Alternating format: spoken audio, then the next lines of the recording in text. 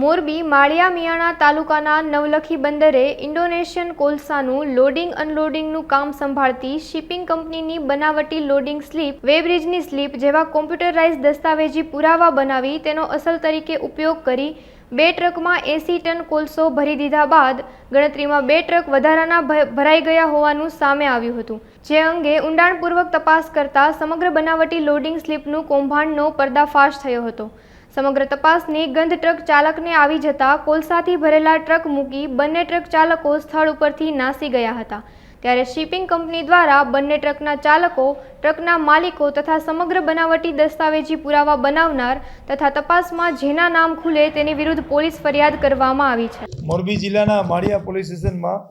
Shriji shipping company કે જે નવલખી બંદર ખાતે લોડિંગ અનલોડિંગનું કામ કરી રહેલ છે, તેના ઉદયભાઈ દામોદરભાઈ લાલે એક ફરિયાદ લખાવેલ છે। આ ફરિયાદ મુજબ તેમના પ્રિમાઇસીસમાંથી ટ્રક નંબર GJ36V3888 અને ટ્રક નંબર GJ36T6700ના ડ્રાઈવર તથા માલિકોએ કંપનીની જે શ્રીજી શિપિંગ કંપનીની ડુપ્લિકેટ લોડિંગ સ્લીપ બનાવી અને વગે વગે કરેલ છે માલ, અને આ માલની ઉચાપત કરતી વખતે તેમણે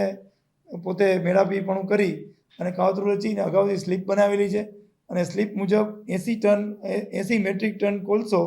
અંદાજિત કિંમત ₹4 લાખનો ભરી અને ફરિયાદીની કંપની સાથે છેતરપિંડી કરેલ હોય આ અંગેની ફરિયાદ નોંધાયેલ છે।